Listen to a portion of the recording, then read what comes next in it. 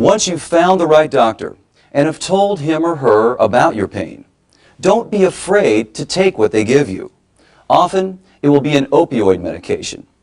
Some patients may be afraid of taking opioids because they're perceived as too strong or addictive. But that is far from actual fact. Less than 1% of patients taking opioids actually become addicted. 911. I need an ambulance. My son's not breathing. What's the address? 10731? 31, yes, hurry. Is he blue? He's white. How old is he? Oh, God, he's dead. Ma'am, I need you to calm down. How old is he? Ma'am, I need you to calm down. How old is he? The maker of OxyContin has pleaded guilty to criminal charges for its role in creating the nation's opioid crisis. Opioid overdoses accounted for nearly 2/3 of the deaths, driven in part by synthetic opioids. Purdue Pharma, the drug company accused of fueling the opioid epidemic, has filed for bankruptcy. The drug maker created the highly addictive painkiller OxyContin. I want the Sackler family charged and imprisoned as the criminal drug dealers that they are. U.S. drug overdose deaths skyrocketed to a recent 93,000 last year, a nearly 30% increase. That's the largest one-year increase ever recorded. The company will pay $225 million as part of the deal. The Sackler family will contribute a minimum of $3 billion. This drug killed my brother. It killed thousands of Americans a day. Drug overdoses accounted for more deaths in 2020 than car crashes, gun violence, and HIV/AIDS combined.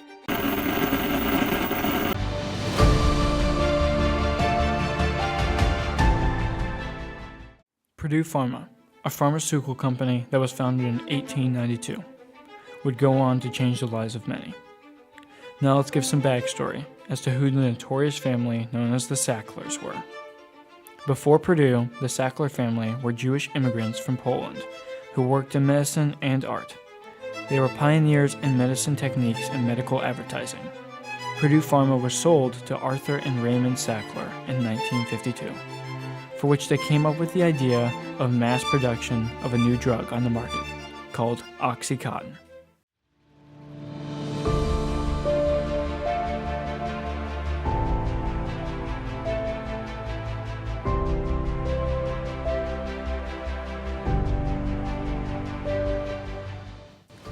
OxyContin is a drug derived from opium and was mass produced by Purdue. The beginning side effects were heavy addiction, and if taken too much, could lead to fatal consequences. Purdue produced this with the intention to lie to the public about its addictive additives and other adverse effects. Purdue Pharma's aggressive marketing and distribution strategies for OxyContin in the 1990s played a detrimental role in the beginning of the opioid epidemic, drastically changing modern consumer behavior around drug use. Purdue Pharma used lies to manipulate customers into taking their drugs to gain mass amounts of money, which cost thousands of lives due to their corporate greed. Now, this medication does not turn you into a zombie. It has turned me into an active person again. And all these pictures, I look at myself, I look so heavy and so unhappy. And now I look completely different. I feel different. Life is wonderful again. I have found life again, and it's worth living now, and I'm so grateful.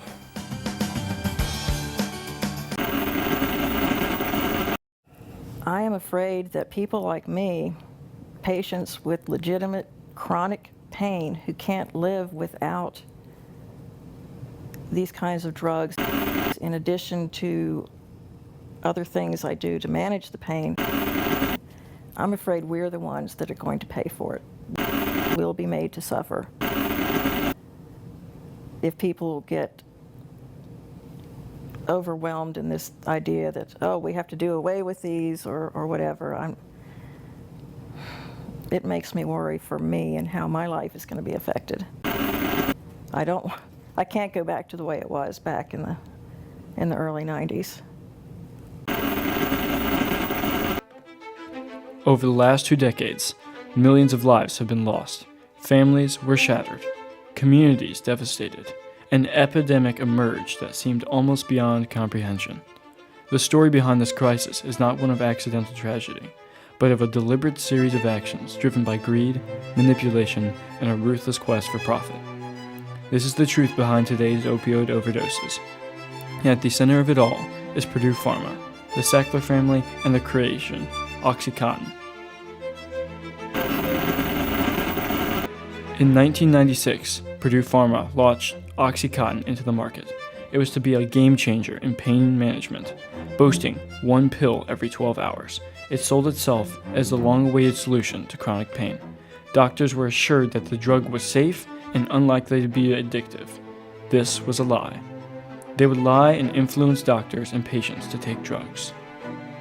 Behind that promise lay a darker reality. Less than 1% of patients taking opioids actually become addicted. Purdue knew how addictive OxyContin was, but minimalized those risks. Instead, they pushed doctors to prescribe more and more, painting the opioid epidemic as a treatment gap to be filled. In an effort to sell their product, Purdue Pharma adopted aggressive marketing practices, offering incentives to doctors for prescribing more higher doses. They targeted pain clinics in rural communities where pain management was of essence. Their approach was straightforward: sell as much as possible without concern for consequences. By 2000, OxyContin was a $1 billion a year drug. The executives of Purdue Pharma were handsomely rewarded for their success, and their wealth soared. But as the sales rose, so did the addiction rates. It became impossible to ignore the addictive nature of OxyContin. What started as a harmless prescription for pain med became a fatal addiction for many. Some patients found themselves enslaved by the syndrome of dependence. And we're spending hundreds of millions more on the addictions that the pain pills cause. I think a huge part is. Others resorted to illegitimate sources to feed their addiction. Purdue Pharma's conduct was no incident. In 2007, the company pled guilty to misleading the public about addictive qualities of OxyContin and agreed to pay $634 million in fines. By then, though, the damage was done. The lives lost and families torn apart. No amount of money could undo the devastation. The Sackler family behind it all fled from the company and withdrew all of the money from the company, which left it weak to lawsuits. While Purdue paid certain penalties, the true cost occurred on the streets, in homes, and in the heart of those suffering. In 2019, upwards of 70,000 deaths occurred due to the opioid overdose in the U.S., which, to many, were linked back to the prescription of opioids such as OxyContin. Over the years, Purdue Pharma had been hit by an avalanche of lawsuits, from states, cities, and people alike seeking justice. In 2020, Purdue filed bankruptcy under the settlement that would pay out billions to opioid victims. Some say one can never pay back a financial settlement for the damage done.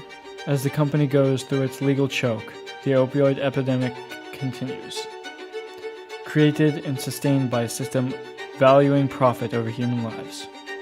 The truth is, the opioid crisis is far from over. For every person who recovers, there are countless others still thrown into addiction. A cautionary tale, one of unrestrained corporate greed and its terrible consequences, is what has been left of a legacy by Purdue Pharma and OxyContin. As the right of the people who take the drugs deserve to know what's in them, and their cause and effects. Purdue Pharma has the right to operate a business, to market products, and to gain profit. But they also have responsibilities that come with the drugs. Those responsibilities are to uphold public safety and health, to have truthful marketing on their drug, to prevent misuse and abuse, and to compensate for drug victims. Purdue Pharma did not hold these responsibilities, and the people paid for it. And that our best, strongest pain medicines are the opioids, but these are the same drugs that have a reputation for causing addiction and other terrible things. Now, in fact, the rate of addiction amongst pain patients who are treated by doctors is much less than 1%.